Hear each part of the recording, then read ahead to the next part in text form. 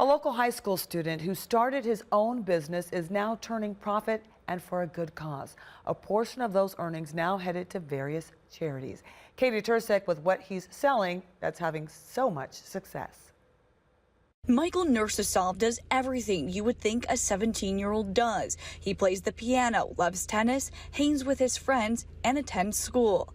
But what you wouldn't expect is that he's also a successful entrepreneur.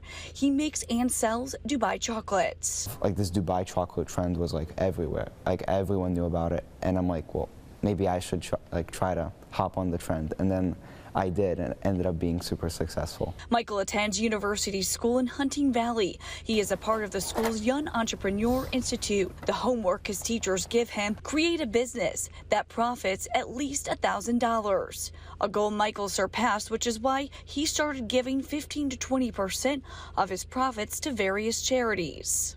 In November, I gave back to Feeding America for Thanksgiving. And then in December, I donated for kids from refugees from a war, for them to get Christmas gifts. For the January help, I'm thinking maybe the California fires. So how do Michael's Dubai chocolate bars differ from regular chocolate bars? Well, when you crack the inside, there's a pistachio filling.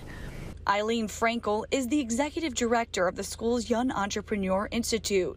The program has been around for 19 years. Learn about the world that they can experience now as an entrepreneur and things that they might want to do later.